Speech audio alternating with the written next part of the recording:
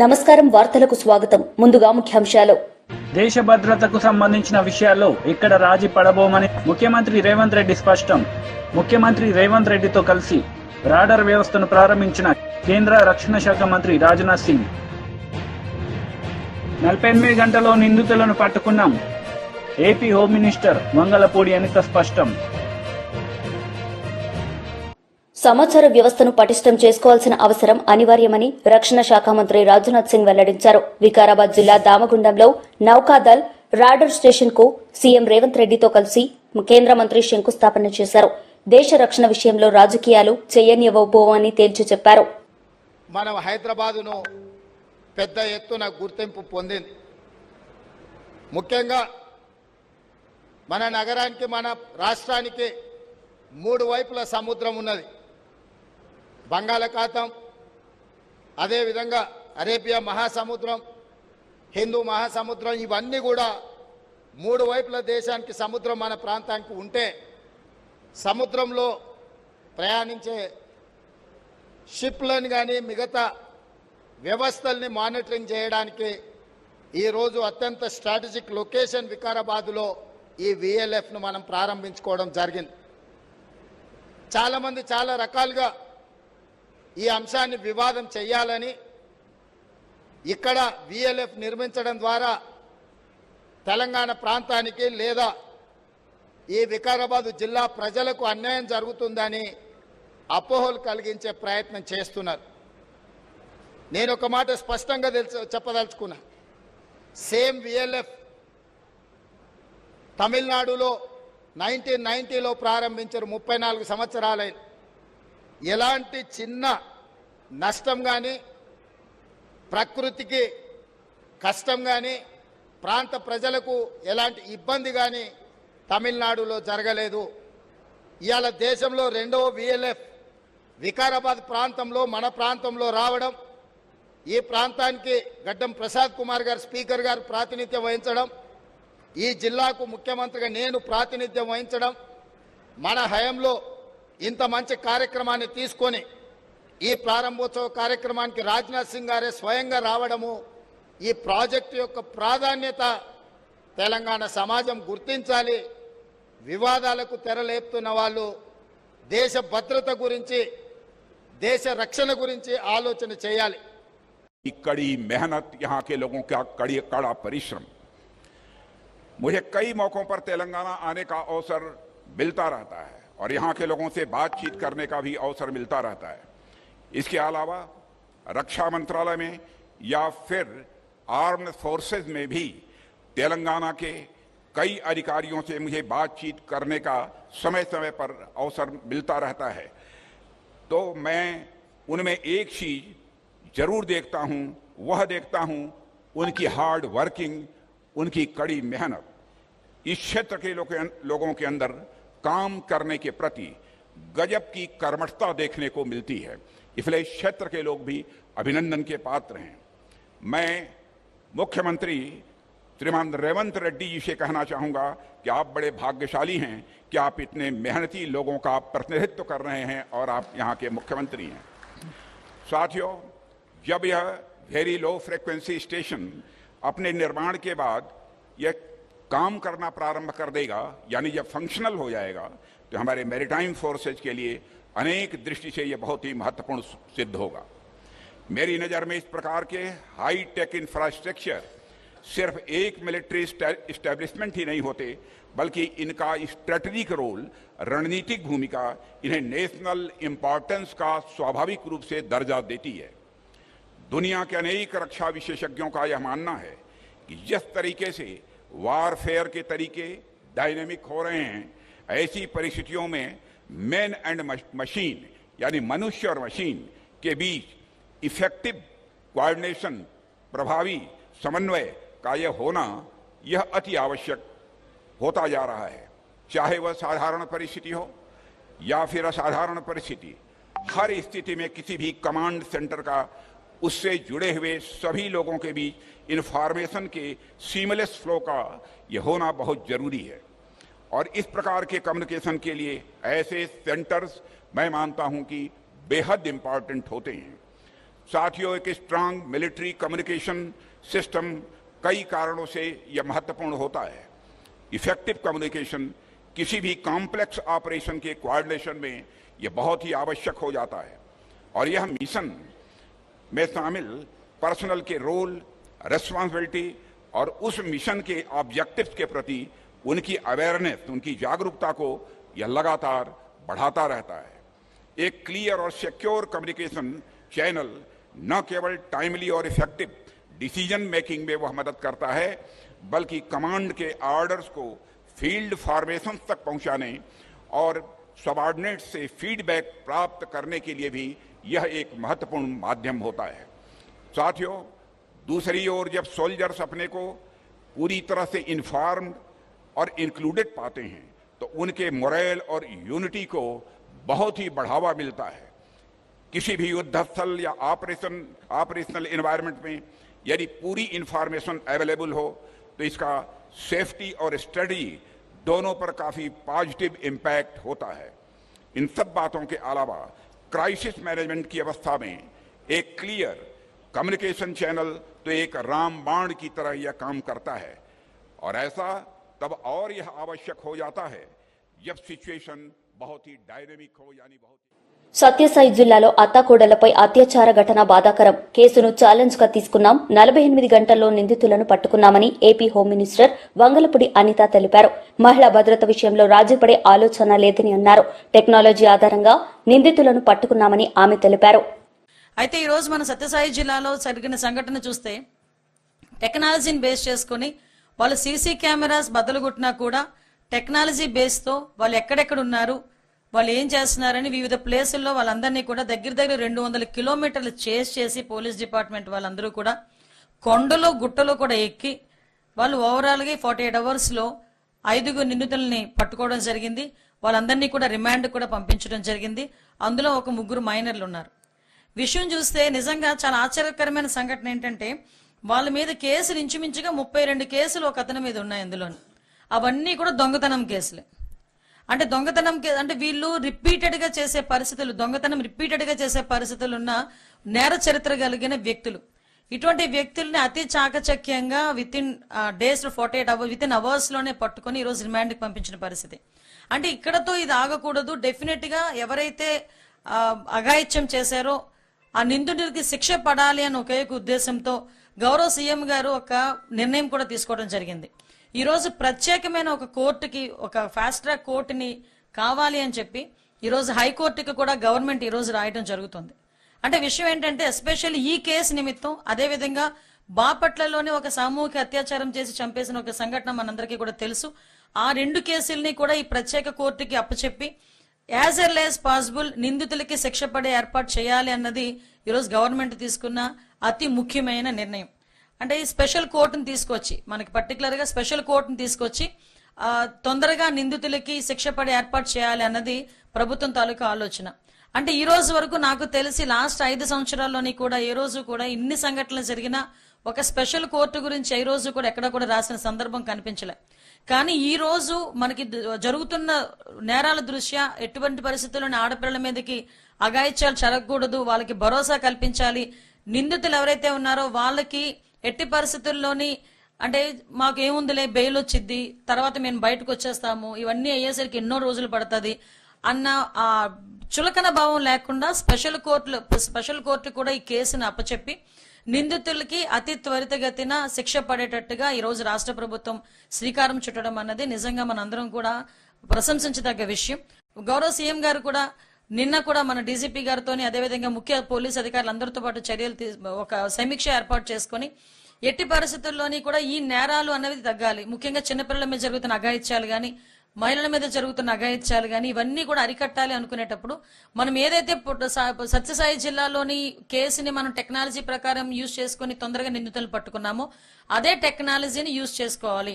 Maximum CC cameras అన్ని చోట్ల పెట్టాలి. ఒకటి కూడా విజ్ఞప్తి చేశారు గౌరవ సీఎం గారు, ఎవరైతే మనం మాక్సిమం పబ్లిక్ ప్లేసెస్ అన్నిట్లోని కూడా సీసీ కెమెరాస్ మనం ఏర్పాటు చేస్తాం.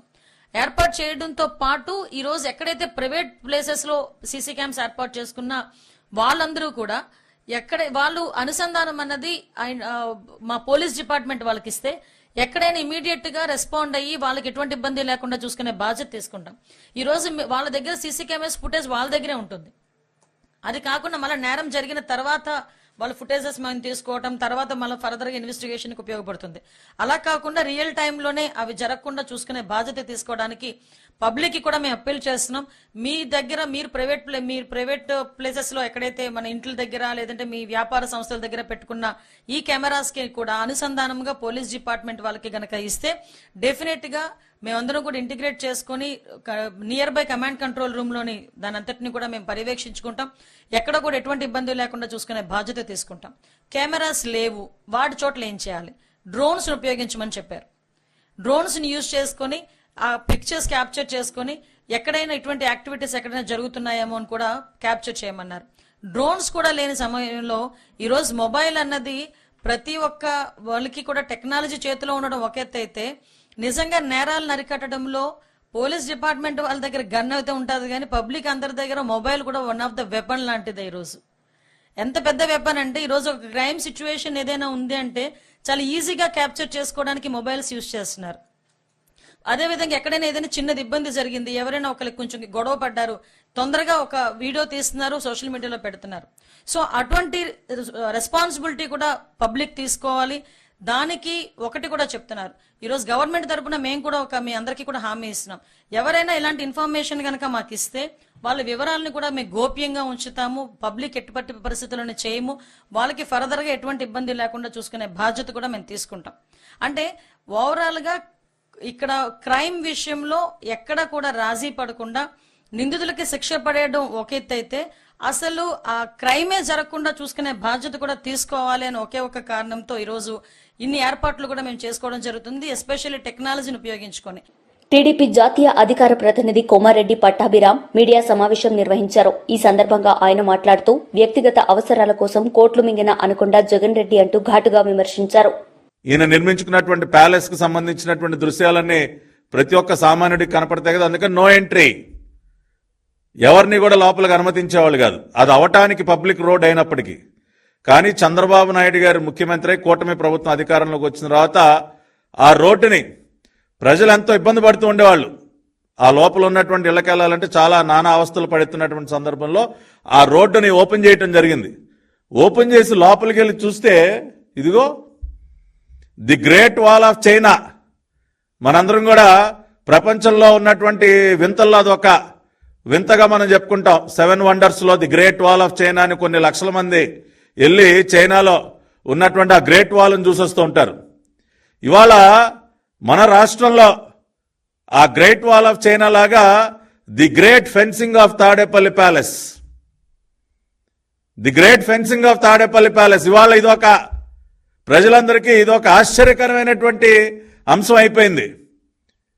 విజయవాడ ఎవరొచ్చినా మొన్న మా ఫ్రెండ్స్ వచ్చారు చెన్నై నుంచి, వాళ్ళు మామూలుగానే దుర్గగుడి దర్శనాలకు వెళ్ళారు. ఇంకేంట్రా ఏమన్నా చూస్తారా మీరు, చుట్టుపక్కల అన్న చూసే ఇంట్రెస్ట్ ఉందా అంటే, అరే ఒక్కసారి ఆ ఫెన్సింగ్ ఏదో కట్టాడంట కదరా మీ సైకో, ఏదో 30 అడుగులు ఎత్తుంటుందంట, ఇనప కవచం అంట ఇంటి చుట్టూతా, ఒక్కసారి అది చూడాలని ఉందరంటే నేను ఆశ్చర్యపోయారే బాబు, ఇదో పెద్ద టూరిస్ట్ అట్రాక్షన్ అయిపోయింది అంటే పంపించా.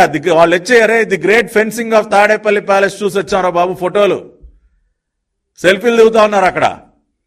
అంటే ఇదొక నిజంగానే నాకు తెలిసి ప్రపంచంలో ఎవడో కూడా ఈ రకంగా ఇంటి చుట్టూ ఇన్ని అడుగుల ఎత్తులో ఇనప కంచెను కట్టుకుని ఉండరు. సరే కట్టుకుంటే కట్టుకున్నాడు, ఇదేమన్నా ఆయన సొంత డబ్బులతో కట్టుకున్నాడా? ప్రజాధనాన్ని దుర్వినియోగం చేసి ఎన్ని కోట్లో తెలుసా అండి? జిఏడి వాళ్ళు విడుదల చేసినటువంటి అధికారిక సమాచారం మేరకు ఈ ఇనుప కంచె the great fencing of Tadepalli palace కి మన మాజీ ముఖ్యమంత్రి మన మాము ఖర్చు చేసింది ఎంతో తెలుసా? అక్షరాల 12,85,00,000 రూపాయలు. 12,85,00,000 రూపాయలు తగలేసి ఇదిగో the great fencing of Tadepalli palace కట్టాడు. ఇదేం ఆయన సొంత డబ్బులతో కట్టుకోలేదండి. ఆయన సొంత జేబులో నుంచి ఒక్క పైసా ఖర్చు చేయాల. 12,85,00,000 రూపాయలు ప్రజాధనాన్ని దుర్వినియోగం చేసి మన మాము ఈ ఇనుప కంచెను కట్టాడు. తాడేపల్లి ఆయన ఉండేటటువంటి తాడేపల్లి కొంప చుట్టూ. నిజంగా కొద్దిగానే సిగ్గుండాలి ఈ రాష్ట్ర ముఖ్యమంత్రికి. ఈయన గారు చేసినటువంటి అరాచకాలు నేను చెప్పా కదా, ఇదిగోండి. అమరారెడ్డి కాలనీ వాసుల ఇళ్లు ధ్వంసం, భద్రత పేరుతో ఇళ్లను కూల్చిన జగన్ సర్కార్. ఆయన ఇంటి పక్కనే అమరారెడ్డి కాలనీ వాసులు నిజంగా ఆ రోజున వాళ్ళ వ్యధ చూసిన వారికి ఎవరికైనా కళ్ళెంట నీళ్లు వచ్చాయి. మహిళలను కూడా చూడకుండా ఇళ్లలోంచి ఈడ్చి పారేసి సీఎం కోసం కాలనీ ఖాళీ. ఇది ఎక్కడైనా ఒక ముఖ్యమంత్రి తన ప్యాలెస్ కోసం ఆయనకు వచ్చినటువంటి ఇబ్బంది ఏంటండి? తెలంగాణలో డీఎస్సీ పోస్టులకు కౌన్సిలింగ్ యథాతథం. అన్ని జిల్లాల డీఈఓలకు ప్రభుత్వం నుంచి ఆదేశాలు జారీ చేసింది ప్రభుత్వం. నియామక పత్రాలు అందుకున్న అభ్యర్థులను కౌన్సిలింగ్ కు పిలిచారు అధికారులు. నిజామాబాద్ ఎంపీ ధర్మపురి అరవింద్ మీడియా సమావేశం నిర్వహించారు. ఈ సందర్భంగా ఆయన మాట్లాడారు. ట్రాఫిక్ అంత లేకుండా 2 లేన్ శాంక్షన్ అయ్యి ఉంటే ఫస్ట్ కవిత గారి టైంలో, దానికి నేను ఎంపీ అయినాక ట్రాఫిక్ బంద్ చేయించి బైపాస్ రోడ్ది మొత్తం మెయిన్ రోడ్ మీదకి వెళ్ళిపోయేటట్టు చేసి ట్రాఫిక్ ఎక్కువ వచ్చేటట్టు కనబడేటట్టు చేసి 4 లేన్లు చేయించినాం. దాన్ని 4 లేన్లు చేయించి ఇది 50-50 బడ్జెట్ సెంటర్ స్టేట్. ఈ పని 93 కోట్ల ఎస్టిమేట్. దానికి ఇప్పుడు రివైజ్డ్ 103 కోట్లు అయింది. 10 కోట్లు ఎస్టిమేటు రివైజ్ చేసి సబ్మిట్ చేసి ఏప్రిల్ 2024లో చేసిర్రు. కాంగ్రెస్ అధ్యక్షులు గారికి ఇవన్నీ మీరు నోట్ చేసుకోండి. ఏప్రిల్ 2024లో 10 కోట్ల రివైజ్డ్ ఎస్టిమేట్ పంపించారు. స్టేట్ గవర్నమెంట్ శాంక్షన్ చేయాలి. అది తొందరగా శాంక్షన్ చేయించండి. లేకపోతే వీళ్ళ ఆఫీసర్లు ఏమంటారు అంటే ఫస్ట్ ఒక సైడ్ చేస్తాం బ్రిడ్జ్, తర్వాత ఇంకో సైడ్ చేస్తాం అంటున్నారు. ఈ ఇన్స్టాల్మెంట్ పనులు మనకు వద్దు. ఇది సబ్మిట్ చేసి కూడా 6 నెలలు అయింది. 10 కోట్లు శాంక్షన్ చేయించారు. ఈ రివిజన్ కూడా ఫౌండేషన్ డీవియేషన్ అవ్వడం వల్ల, జీఎస్టీ కొంచెం పెరగడం వల్ల, మేజర్ గా ఫౌండేషన్ డీవియేషన్స్ అవ్వడం వల్ల రివైజ్డ్ డ్రాయింగ్స్, రివైజ్డ్ ఎస్టిమేట్లు అయినాయి. కాంట్రాక్టరు బిల్స్ టైంకి ఇస్తలేరు. కాంట్రాక్టర్ బిల్స్ వాళ్ళు సబ్మిట్ చేసిన నెలలు ఇస్తలేరు స్టేట్ గవర్నమెంట్. రైల్వేస్ నయా పైసా కాంట్రాక్టర్ కి డ్యూ లేదు. జూన్ 2025కి రైల్వే వరకు కంప్లీట్ అయిపోతుంది రైల్వే పోర్షన్.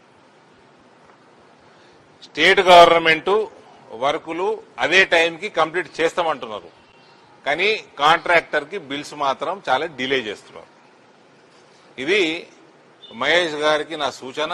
10 కోట్ల ఎస్టిమేట్స్ తొందరగా ఇచ్చేయండి, రివైజ్ ఎస్టిమేట్ శాంక్షన్ చేయండి, ప్లస్ బిల్స్ తొందరగా రిలీజ్ చేయండి.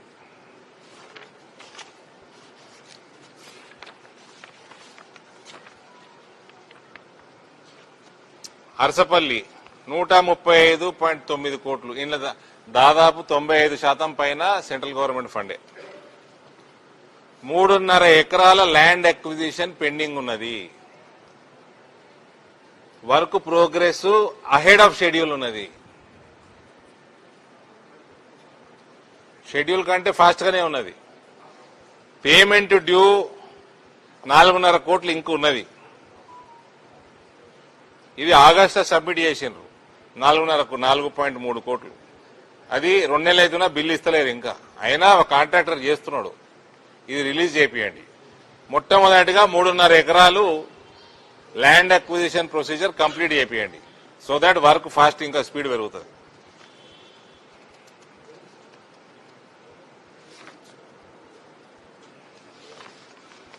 వీళ్ళు ముస్లిం ఏరియా అంటే ఇంట్రెస్ట్ కూడా ఎక్కువ చూపిస్తారు. అదే ఇంట్రెస్ట్ మాధవనగర్ మీద చూపెట్టున్నది.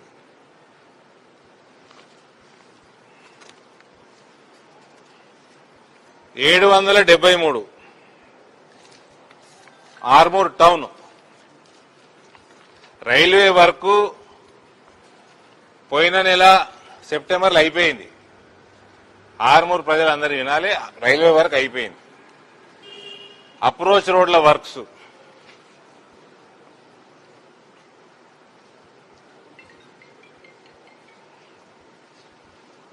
ఇది మొత్తం 37 కోట్ల వర్క్. ఇది అప్రోచ్ రోడ్ల వర్కులు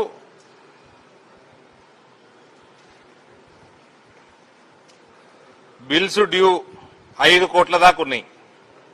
ఇది సబ్మిట్ చేసి కూడా 2 నెలలు కావస్తుంది అనుకుంటా. ఈ బిల్స్ తొందరగా క్లియర్ చేయించండి. కాంగ్రెస్ అధ్యక్షుడు మహేష్ కుమార్ గౌడ్కి చెప్తా ఉన్నా, దయచేసి మీరు ఈ బిల్స్ తొందరగా క్లియర్ చేస్తే వాళ్ళు ఇచ్చిన డేట్ ఇవాళ ఒఫీషియల్ రివ్యూలా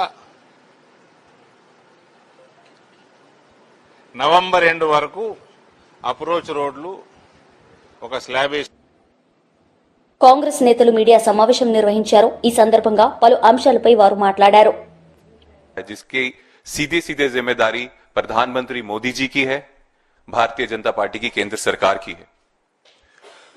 वादा किया गया था कि जब सरकार आएगी बीजेपी की केंद्र में तो विदेशों से काला धन आएगा, लेकिन साथियों काला धन तो नहीं आया, पर विदेशों से बहुत बड़ी मात्रा में ड्रग्स भारत देश में जरूर आ रहा है।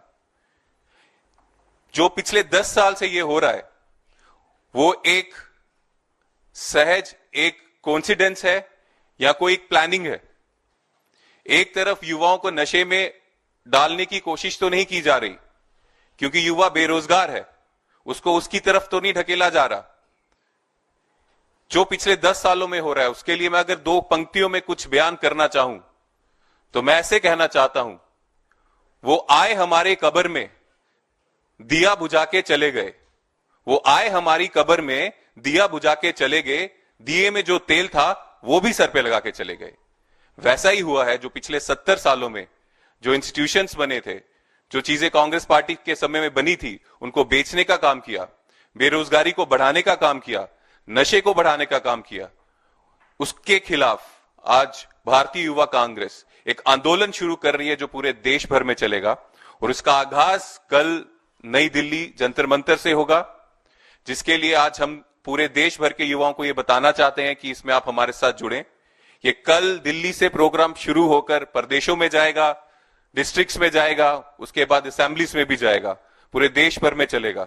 और इस प्रोग्राम का, इस आंदोलन का नाम है नौकरी दो नशा नहीं। भारत का युवा नौकरी चाहता है, नशा नहीं चाहता, जिसपे आज भारत सरकार या ये बीजेपी सरकार उसको ढकेलना चाहती है।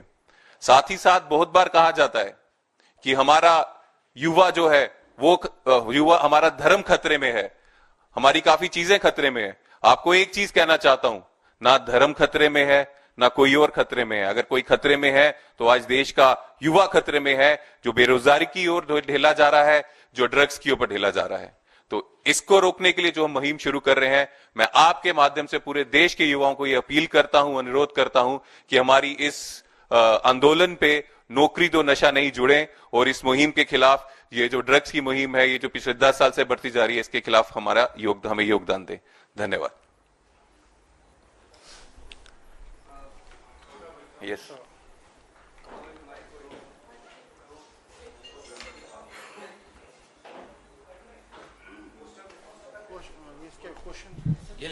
अगर कोई सवाल नहीं है तो हम पूछ सकते।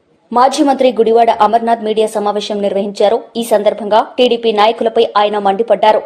ప్రజలకు చెప్పాడో అందరూ అనుకున్నది ఏంటంటే సంపద సృష్టి అంటే రాష్ట్ర ప్రభుత్వానికి, రాష్ట్రంలో ఉన్నటువంటి పేదవాడికి సంపద సృష్టిస్తారు ఈ నాయకుడు చంద్రబాబు నాయుడు గారు అని చెప్పి అందరూ అనుకున్నారు. కానీ కొత్త మద్యం పాలసీ వచ్చిన తర్వాత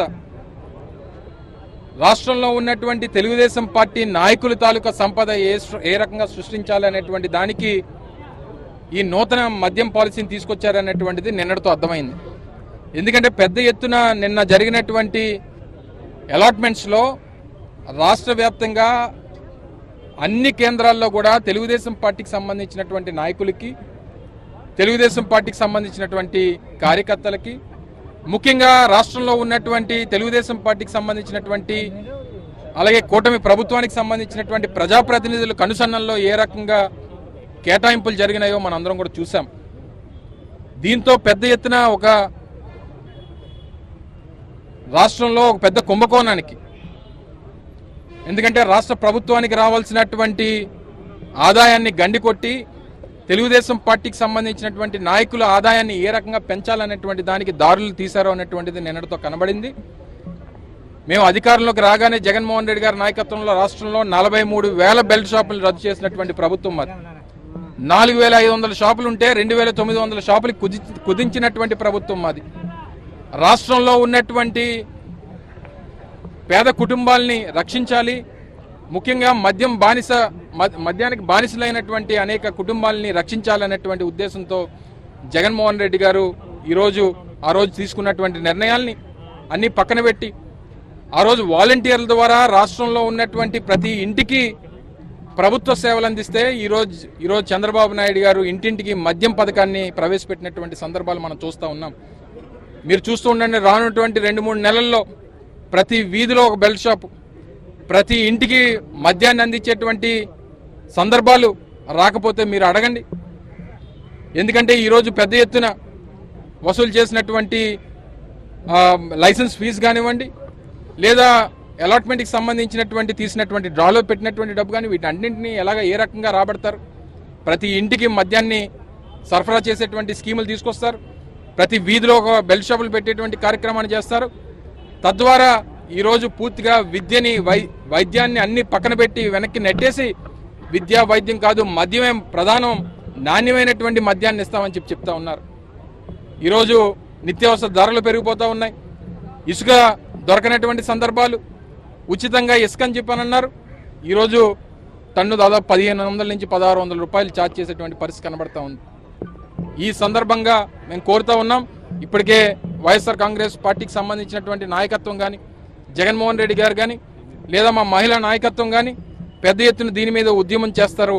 డెఫినెట్గా ఏదైతే ఈరోజు తీసుకున్నటువంటి మద్యం పాలసీ కేవలం రాష్ట్రంలో ఉన్నటువంటి తెలుగుదేశం పార్టీ కూటమి ప్రభుత్వానికి సంబంధించినటువంటి నాయకులు బాగోగుల కోసం, వాళ్ళ సంపద సృష్టించడం కోసం పెట్టినటువంటి విధానాన్ని దీన్ని తక్షణమే రద్దు చేయాలని చెప్పి వైఎస్ఆర్ కాంగ్రెస్ పార్టీ డిమాండ్ చేస్తా ఉంది.